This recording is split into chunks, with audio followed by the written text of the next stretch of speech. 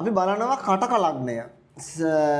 චන්ද්‍රයගේ ග්‍රහ ලෝකයේ ග්‍රහ මව ඒ වගේම තමයි ප්‍රබලම ලග්නයක් සිංහ ලග්නය වගේම තමයි කටක ලග්නය සංවේදීම ලග්නයක් හිත හොඳම ලග්නයක්. ඒ වගේම තමයි කටක ලග්නය ගැන කතා කරද්දී ගොඩක් දේවල් තියෙනවා කතා කරන්න. කටක ලග්න හිමියන් ගැන කතා කරද්දී විශේෂයෙන්ම යහපත් ගතිගුණ තියෙන බය නැතුව ඇසුරු කරන්න පුළුවන් ලග්නයක් තමයි කටක ලග්නය. ඒ වගේම තමයි කටක ලග්න හිමියන් එක්ක කටයුතු කරද්දී නිතරම කටක ලග්න හිමියන් ගැන හරි අවබෝධයක් ලබා ගන්න ඕන. මොකද කටක ලග්න හිමියන්ව තේරුම් ගන්න කෙනා කටක ලග්න හිමියන් එක්ක හරි අවබෝධය යුතුව කටයුතු කරනවා. අනිත් අය කටක ලග්න හිමියන් තේරුම් ගන්නෑ. නිතරම සිතුවිලි වෙනස් වෙන ගතියක් තියෙනවා. හරි ඉක්මනට කම්පා වෙනවා. පමණට වඩා අනාගතය ගැන අනිත් අය ගැන හිතනවා, බය වෙනවා. ඔන්න ඔය වගේ පිහිටීම් තියෙන මේ කටක ලග්න හිමියන් ගාව.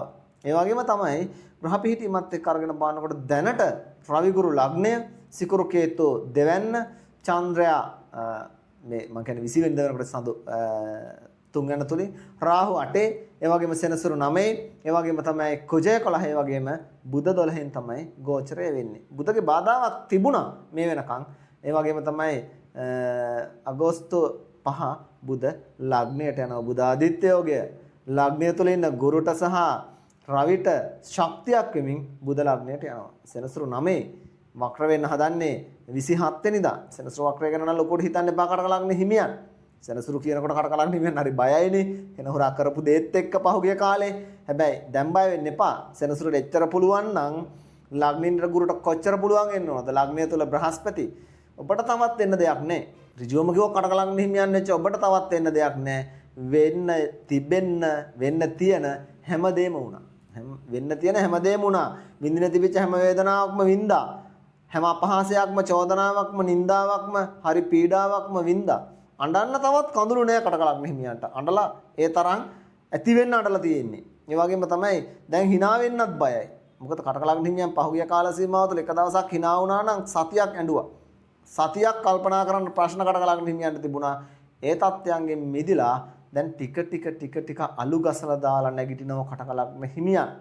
මේ හෙනහුරා එක අතකින් බලනකොට ලැබීම හරි යහපත් වෙන ඒ රාෂ්ට්‍රකයකින් මිනිස්සෙකුට. ඒ කටක ලග්න හිමියන්ට ලැබුවා වගේ ලබන්න හරි හොඳ ග්‍රහයක් තමයි හෙනහුරා කියලා කියන්නේ. ඇයි මම එහෙම කියන්නේ? මෙච්චර දේවල් කළත් හෙනහුරාට හොඳයි කියනෝනේ. හොඳයි කියන්නේ හේතු තියෙනවා. කටක ලග්න හිමියන්ට හෙනහුරා ලැබුවේ නැත්තම් ඒ කරපු ගොංකන් ටික තාමත් කරනවනේ. එතකොට ඒ මිනිස්සු වෙනුවෙන් තාමත් කැප වෙලානේ. තාමත් මිනිස්සුන්ගේ හැටි තේරුම් ගත්තේ නැහනේ. තාම යාළුවන්ගේ හැටි තේරුම් ගත්තේ නැහනේ. හෙනහුරා ලැබපු නිසා තමයි ඔබ දුක් විඳගෙන හරි ඒ ජීවිතය, ඒ මවාපාපු ඒ බොරු ජීවිතය තේරුම් ගත්තේ හරියට. ඒ දුක විඳලා ඒ දුක තේරුම් ගත්තේ හරියට. මිනිස්සුන්ගේ හැටි අඳුරගත්තේ, ඥාතීන්ගේ හැටි අඳුරගත්තේ, නැතිවීමේ වේදනාව, තනිවීමේ වේදනාව, බඩකින්නට කන්න ටික තිබුණාට කන්න හිතුන්නේ නැති කාලයක් නෙවෙයි ගත කරේ. මරණ එක ඇරනකොට අනිත් සෑම වේදනාවක්ම විඳින්න හුරු වුණා. ඒ වගේම තමයි විශ්වාස කරපු අය හරි අසාධාරණ විදියට විශ්වාසය බින්දා. කඩලා දැම්මා, විනාශ කළා දැම්මා, ඔබ නැති කළා දැම්මා. ඒ වගේම තමයි ඔවුන්ට ඔබ ගැන පුංචි මනුකම්පාවක්වත් තිබෙච්ච නැති කාලයක්. හිතන්නකො ඔබ මොනතරම් බැගෑපත් වුණාද කියලා. මොනතරම්නම් බැගෑපත් වුණාද? ඔබ එහෙම බැගෑපත් වෙන්න ඕන කෙනෙක්ද? ඔබ උදව් උපකාර කරපු, ඔබ ඔබේ ජීවිතයම කැප කරපු, ඔබ විසින් උඩට ගත්ත මිනිස්සු ඉස්සරහා ඔබගේ ජීවිතය හරි අසරණ විදියට අයදපු කාලයක් තමයි පහ උනේ. ඒ වගේම තමයි මොනතරම් උත්සාහ කරත් එක දුකක් ඉවර වෙනකොට තව දුකක් හිස මතට කඩන් වැටුණු, හිතේ නිදහස අඩු කරපු, යුග ජීවිත තුළ දරුණු මානසික පීඩාවන් වලට පත් කරපු, වියදම් කරන්න පවා මිල මුදල් අතේ නැති වුණු, යහපත් කියලා ගොඩනගාගත්ත බොහෝ දේවල් හරි අසාධාරණ විදියට තමයි ඇස් ඉස්සරහම බොඳ වෙලා ගියපො අයහපත් කාලයක්. මැරෙන්න හිතුණා නම් හිතුණාර අනන්තයි. ඔළුව හදාගත්තේ කොච්චර අමාරුවෙන්ද? මානසික පීඩනේ නම් කොච්චර වැඩි වුණාද? හිතනම් කොච්චර දුර්වල වුණාද? රූපය පවා නැති වුණා. වෙන දෙයක් නෙමෙයි.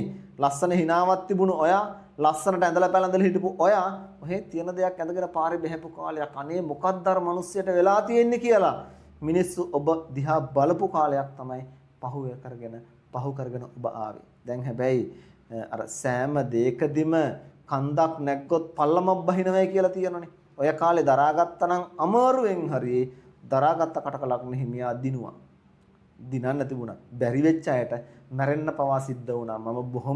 මම අත්දැකීමෙන් දන්නවා මම පරීක්ෂා කරපු කේන්ද්‍ර කිහිපයකම කියපු කාලවල වලට බැරෙන්න තරම් මේ මිනිසුන්ට හේතු තිබුණා. ජීවිතේ නැති කරගන්න තරම් හෙනහොරා දරුණුට පීඩා දුන්න. පෙර කරපු අකුසලයත් එක්ක යාදිසං වපතේ බේජන්තා දිසං හරතේ පලං වැපුරුවණන් අස්සන්න ලැබෙනවාම තමයි සෙනසුරු කියන්නේ කර්මකාරක. සෙනසුරු කියන්නේ කර්මය හරි ලස්සනට දෙන ග්‍රහයක් තමයි මිනිස්සයට ජීවිතේ දුක හරි ලස්සනට තේරුම් කරලා දෙන මිනිස්සයට දරා ගැනීම ඉවසීම ප්‍රගුණ කරන පුරුදු කරන ග්‍රහය තමයි හෙනහොරා. හෙනහොරු තමයි ඔබට පාඩම් කියා දුන්නේ.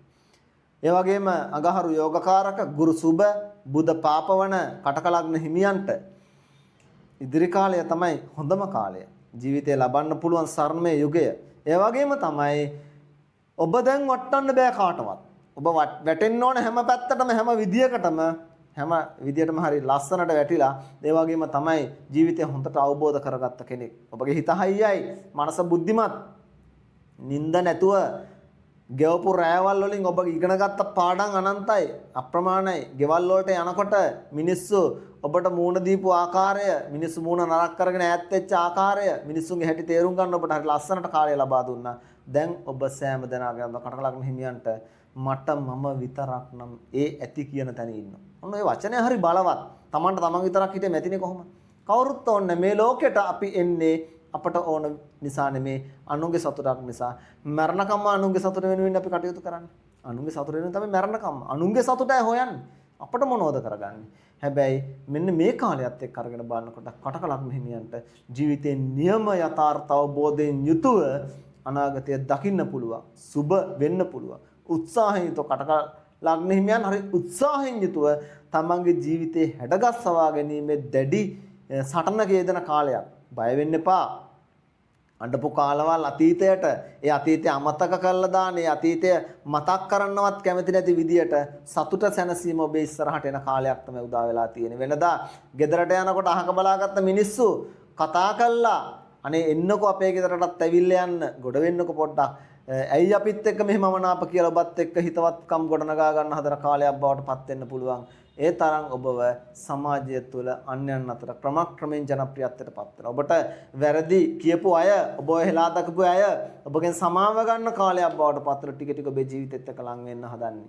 ඒ වගේම අගෝස්තු ග්‍රහමාරුවෙන් කිහිපයම ඔබට ඉතාමත්ම වැදගත්. ඒ වගේම තමයි ජීවිතේ හොඳ ශක්තිමත් බවකින් යුතුව කටයුතු කරන්න ඔබට අවස්ථාව ඇති වෙනවා. ජීවිතේ ජයග්‍රහණය ලැබෙනවා. ජීවිතේ ජයග්‍රහණය කියන දේ හරි වටිනවා. ගුරු ලග්නට පත් වෙච්ච ඔබට තේරෙන ඔබගේ හිත ඇතුලේ හොඳ ශක්තියක් තියෙනවා. මොනයම් විදියකට හරි මම දිනනවා කියන මතය, දිනනවා කියන වචනය ඔබගේ හිත ඇතුලේ හරි ශක්තිමත්ව ක්‍රියාත්මක වෙනවා. අන්න ඒ தත්ත්වය තුළ ඔබ ජයග්‍රාහී මාවත ඉතාමත්ව බලවත්ව පියනගන බවක් තමයි ඉදිරියට පෙන්වුම් කරන්නේ. විශේෂයෙන්ම ගමන් බිමන් වලදී නම් තවම පරිස්සම් වෙන්න. මොකද කටකලග්න හිමියන්ට අනුතුරු තියෙනවා. මේ දෙසැම්බර් මාසෙ වෙනකම් අනුතුරු තියෙනවා. විදේශගත වෙන්නත් පුළුවන්. විදේශ රටකට ගිහිල්ලා වෙනදට වඩා මිල මුදල් හම්බ කරලා වෙනදා වගේ නෙමෙයි පාරේ බැස්සත් මේ කාලය තුළ හරි ලස්සනට ඔබ සමාජයේ ඉදිරියට යනවා. අන්‍යයන් අතර හරි ජනප්‍රිය. ඔබට වරදින්නේ නැහැ. ඔබට දිනන කාලය උදා වෙලා තියෙන්නේ. ඒ වගේම තමයි ධන යෝග, මංගල යෝග ඔබ වටේ කැරකෙන කාලයක් තමයි උදා වෙලා තියෙන්නේ. අන්‍යයන් අතර ඔබ ජනප්‍රියව ප්‍රබලව කටයුතු කරන්න පුළුවන් කාලයක් තමයි උදා වෙලා තියෙන. ඔබට වරදින්නේ නැහැ. ඔබගේ ජීවිතයේ යහපත, සාර්ථකත්වයේ බලය, දියුණුව අනිවාර්යෙන් උදා වෙනවා. ඔබට තෙරුවන් සරණයි.